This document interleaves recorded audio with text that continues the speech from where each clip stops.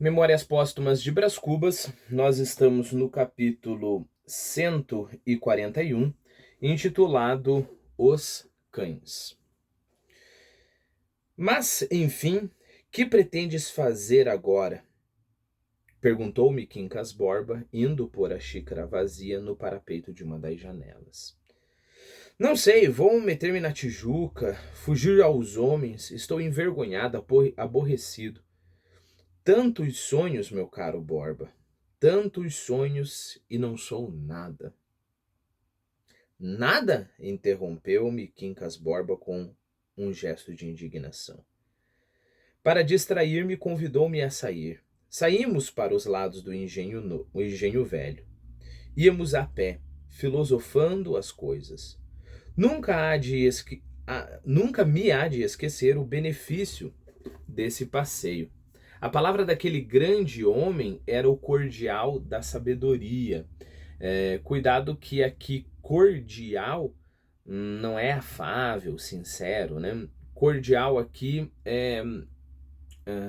literalmente é um medicamento que ativa a circulação, ou seja, algo que te dá força, né? Algo que te torna robusto, né? Então, a palavra daquele grande homem era o fortificante da sabedoria. Disse-me ele que eu não podia fugir ao combate. Se me fechava a tribuna, cumpria-me abrir um jornal.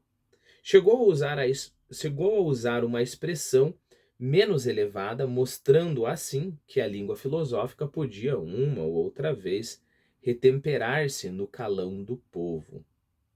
Funda um jornal, disse-me ele, e desmancha toda essa igrejinha. Bom, vamos por partes, né? O calão do povo pode ser linguagem, né? Na verdade, originalmente, a palavra calão significa linguagem rude, linguagem grosseira, né? Etimologicamente, ou a rigor, a expressão palavras de baixo calão é uma expressão redundante, né? Porque calão já é palavras de baixo, digamos assim, de baixo registro, né? Mas é claro, a gente tem essa expressão, palavras de baixo calão. Acho que etimologicamente tem a ver com língua de cigano, alguma coisa assim. Então, usar o calão do povo, e aí ele usa efetivamente uma gíria. A propósito, calão, um outro jeito de falar calão é geringonça. Eu não sei quanto a você, mas eu conhecia geringonça como sei lá, alguma coisa mal feita, né? Um treco, né? Na verdade, geringonça é uma linguagem mal falada, calão, e daí por extensão é algo que não funciona muito bem, né? É algo precário, como uma linguagem de baixo calão, como uma linguagem calão, né? Talvez pra gente uma ótima distinção seja usar a expressão baixo calão para quando a gente está falando não só de uma linguagem informal, desculpe, mas também uma linguagem ofensiva, né? Palavras a ver com a sexualidade, palavras escatológicas, esse tipo de coisa. Talvez seja um bom caminho. E aí, igrejinha, o que significa igrejinha? Que é a palavra no calão do povo, né? É como se fosse uma panelinha, patota, né? Um grupinho ali de pessoas. Funda um jornal, disse-me ele, e desmancha toda essa igrejinha. Magnífica ideia. Vou fundar um jornal. Vou escachá-los. Vou... Bom, novamente, um outro parênteses aqui. Escachar é rachar ao meio, ok? Escachar é rachar ao meio, né? A força, né? Abrir ao meio a força. É interessante que nós temos a palavra escanchar, né? Escanchar é uma palavra bem legal, inclusive um desses dias, um dos meus alunos, deixa eu ver se eu acho aqui a definição para ler para você. Um dos meus alunos falou sobre uma discussão que eles estavam tendo na aula de sociologia sobre o que eles chamam de manspreading, né? Manspreading é o fato do homem sentar no metrô nos Estados Unidos, principalmente que muitas vezes os assentos não têm uma divisão, né, um assento só, e ele abre muita perna e atrapalha as pessoas que estão em volta, né? E aí ele me perguntou qual era uma tradução, né? Que é o trabalho na aula era propor um termo em português, não a tradução, né? Era propor um termo em português, né? Bom, a palavra que eu propus foi escanchar. Deixa eu ler para você, ó. Escanchar, separar ou afastar as pernas uma da outra para montar a cavalo ou sentar-se sobre algo à maneira de quem monta, né? E aí eu expliquei para ele que eu achei que a palavra em português era muito melhor que a palavra em inglês manspreading, né? Porque manspreading já implica uma bandeira política, né? Já implica ali é que o homem faz isso e ele faz isso e oprime a mulher não tô nem entrando no mérito da discussão, mas escanchar é qualquer pessoa, homem ou mulher, que simplesmente senta com as pernas abertas.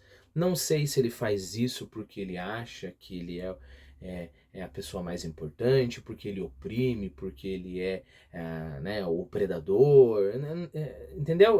A palavra ela fica mais pura, né? Então eu tiro toda essa carga ideológica que tem na palavra em inglês manspreading, né? A propósito, manspreading vem de man, homem, spread, que é esparramar, né? Então, esparramar as pernas, assim. Então, isso para te ajudar a lembrar que escanchar, eu tenho um exemplo aqui, escanchou as pernas e aboletou-se no cavalete. Mais uma, escanchou as pernas nas pernas do parceiro, né? Então, para você lembrar que escanchar é isso, e daí, para você lembrar também da palavra escachar, que é fender ao meio, né? Então, fechemos o parênteses. Magnífica ideia. Vou fundar um jornal, vou escachá-los, vou lutar. O Quincas Borba continua, né? Podes escachá-los ou não, o essencial é que lutes. Vida é luta. Vida sem luta é um mar morto no centro do organismo universal. Isso é exatamente o que Nietzsche falaria, né? Vida é luta. Vida é sinônimo de luta. Daí a pouco, demos com uma briga de cães. Fato que aos olhos de um homem vulgar não teria valor. Quincas Borba fez-me parar e observar os cães. Eram dois. Notou que ao pé deles estava um osso, motivo da guerra, e não deixou de chamar a minha atenção para a circunstância de que o osso não tinha carne. Um simples osso nu. Os cães mordiam-se, rosnavam com o furor nos olhos. Quincas Borba meteu a bengala debaixo do braço e parecia em êxtase. Que belo que é isto, dizia ele de quando em quando. Quis arrancá-lo dali, mas não pude. Ele estava arraigado ao chão. Arraigado, lembre-se, literalmente, que lançou raízes, né? Estava enraizado no chão. Ele estava arraigado ao chão e só continuou a andar quando a briga cessou inteiramente e um dos cães, mordido e vencido, foi levar a sua fome a outra parte. Notei que ficara sinceramente alegre, posto contivesse alegria, segundo convinha a um grande filósofo. Fez-me observar a beleza do espetáculo. Relembrou o objetivo da luta. Concluiu que os cães tinham fome, mas a privação do alimento era nada para os efeitos gerais da filosofia. Nem deixou de recordar que em algumas partes do globo o espetáculo é mais grandioso. As criaturas humanas é que disputam aos cães os ossos e outros manjares menos apetecíveis. Pior que osso ainda. Luta que se complica muito porque entra em ação a inteligência do homem, com todo o acúmulo de sagacidade que lhe deram os séculos, etc. Duas observações, então a leitura está terminada. Duas observações, né? A primeira observação é só mesmo uma filosofia que se abstrai da realidade que vai achar uma coisa muito bela. Um bando de homens, crianças, por exemplo, lutando com cachorros por pedaços de ossos, né? novamente, esse é um perigo que nós sempre vamos correr. E não importa o quão maturo nós sejamos intelectualmente, sempre vai ter esse perigo, que é nos isolar no nosso mundinho discursivo e esquecer que a realidade é outra coisa, né?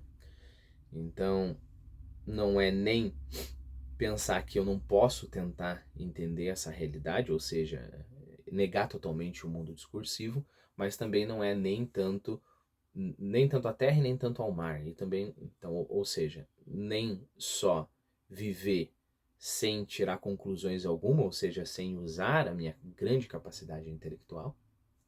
Quando eu digo minha, eu estou falando de todos nós, né? Mas também sem nos prendermos no nosso mundinho filosófico, onde a experiência se perde, né? Como é o caso aqui. Nossa, que belo espetáculo. Belo espetáculo porque não é você. Belo espetáculo porque não é um filho teu. Eu certamente, se fosse um filho teu, não seria um belo espetáculo para você, né?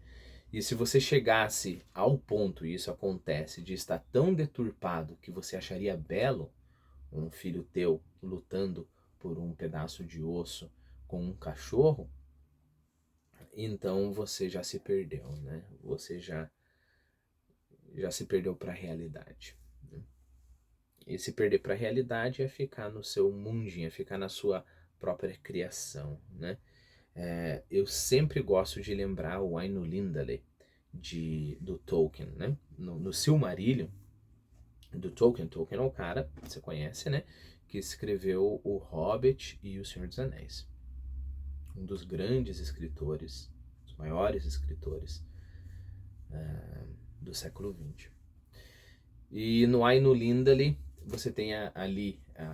Aino Lindale é como se fosse o Gênesis, né?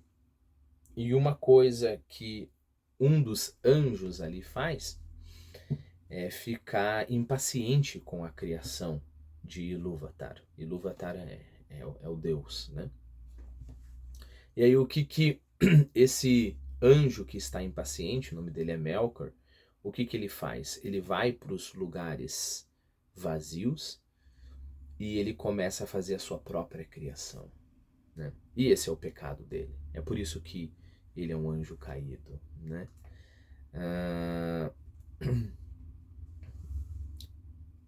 Então, o seguinte, perceba como é o mesmo pecado de um filósofo que esquece que há um mundo acontecendo, há uma verdade que você não pode negar, e você olha para tudo aquilo e fala, não estou satisfeito com isso aqui não, isso daqui é muito confuso, as coisas não fazem tão sentido, eu vou tentar botar ordem nessa coisa. Aí você começa a botar ordem olhando para a coisa, mas aí você gosta tanto dessa ordem que você está fazendo que você esquece da obra, você esquece da obra grandiosa que está à sua volta, que é toda a realidade, e você olha para aquele teu mundinho tão restrito, né?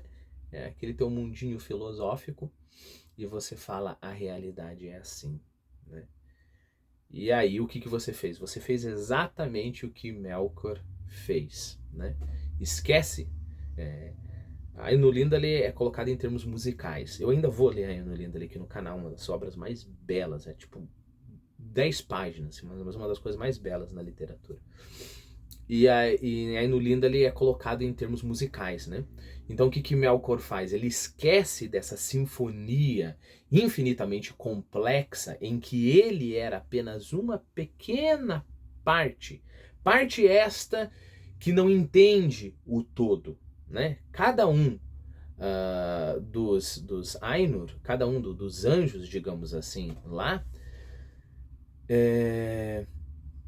conhecia só a parte que ele fazia, desempenhava nessa grande sinfonia, né? Só a parte, cada um só conhecia a sua parte. Mas o que Melkor faz? O Melkor, ele esquece que ele é só essa parte e ele vai e faz a sua própria criação, né? E aí volto a enfatizar, nós corremos sempre este risco. Nós começamos a aprender coisas da realidade, né? E começamos a trazer essas coisas para dentro. Isso é natural, não tem como escapar.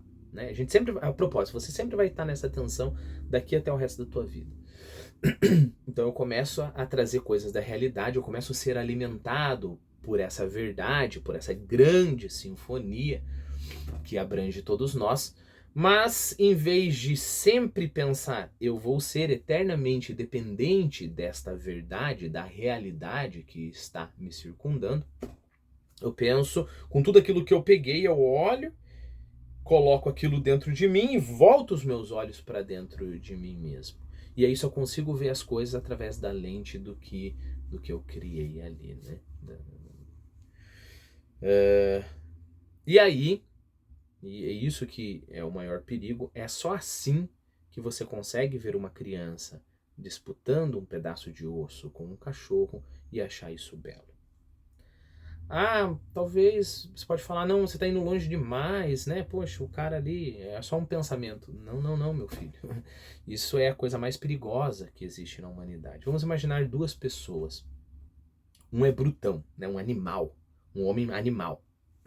O máximo que esse homem animal vai fazer é estuprar, sei lá, uma criancinha, dá um tapa na cara dele, ele fica com tanta raiva que mata a criancinha. Então, existe muita crueldade num animal, só que é isso que ele vai fazer, né? Vai ficar restrito ali ao seu círculo. O que um grande intelectual, né? Um homem que criou e explicou o mundo inteiro, o que ele pode fazer? Ele pode querer salvar o mundo inteiro. E salvar o mundo inteiro, meu filho, nós estamos falando de Hitler, nós estamos falando de Stalin, nós estamos falando desses caras que estragaram boa parte da nossa história, né? É só porque Stalin tinha uma ideia, perceba, não é porque Stalin era brutão. Se ele fosse só um brutão, sei lá, um açougueirão que se revoltou com a vida, ele sairia com a faca dele, com o cutelo dele, dando cutelada na cabeça das pessoas, mas mataria o quê? Mataria uns 30 ali antes de pegarem ele? É só porque o Stalin tinha grandes ideais, grandes ideias, tinha esse mundo, né? Afinal de contas, eu vou colocar ordem nesse mundo inteiro. É só por causa disso que Stalin conseguiu matar milhares de pessoas, né? Tanto falando com a consciência dele, quanto a operacionalizar tudo isso, né? Fazer com que outras pessoas acreditassem. Mesma coisa com Hitler. É só porque Hitler queria salvar o mundo inteiro é que ele conseguiu colocar milhares e milhares de crianças em câmeras de gás, né? Então, sim, este mundo, ou estes mundos intelectuais que nós criamos, são a coisa mais perigosa que o homem pode fazer. Aqui eu gosto de lembrar uma passagem do Fausto, né? Tem uma determinada parte que o Mefistófeles, o demônio, ele fala assim: é prática antiga e de ótimos efeitos serem no mundo grande os pequenos mundos feitos. Então, basicamente, o que o demônio está falando? O demônio fala: olha, a melhor coisa que nós podemos fazer, a melhor coisa que nós podemos fazer para trazer maldade para a humanidade é, neste mundo grande, fazer mundinhos pequenos. Então é a minha filosofia, eu consigo entender o mundo inteiro. E aí, uma vez que você faz isso, você se isola dessa verdade, dessa sinfonia que está ao redor de todos nós.